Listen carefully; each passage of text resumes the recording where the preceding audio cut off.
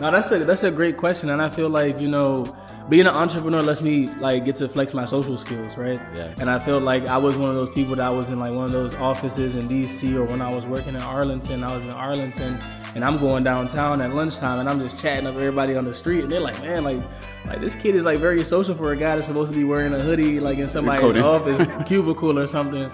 And I realized that, entrepreneurship gets me to balance the best of both worlds. I get to work with teams, and say, hey, like I know that y'all don't have a CTO. I'll be like a pseudo advisor for you. Or, other opportunities that have came to me to join teams as CTOs or be on advisory boards. I think that's a blessing that you only get when you blend both worlds.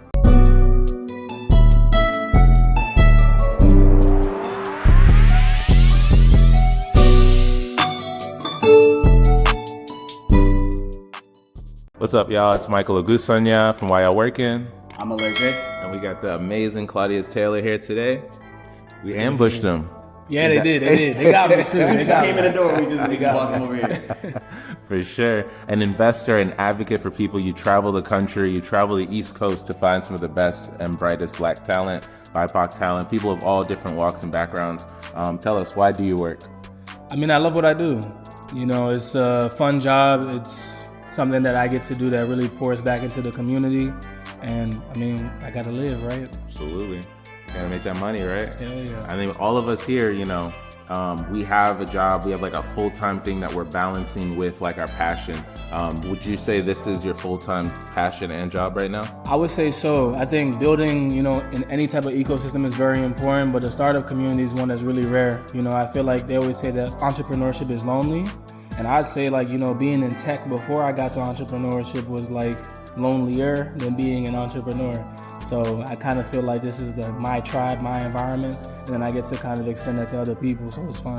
Wow, from technologist to investor. You're at Generator right now. You guys have programs and cohorts throughout the whole country. Yep. What got you into the space, and what can you say about Generator? So interestingly enough, VR got me into the space. I was working on a VR startup, I got offered an opportunity after like a really good pitch, and I'm just like, wow, like this is an amazing opportunity. They're like, hey, teach other people how to do what you do.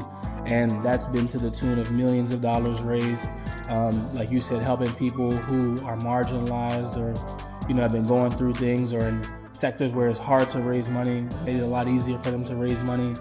And yeah, I mean, it's been a great and rewarding experience. That's amazing. What can you tell founders right now during a lot of change in the market?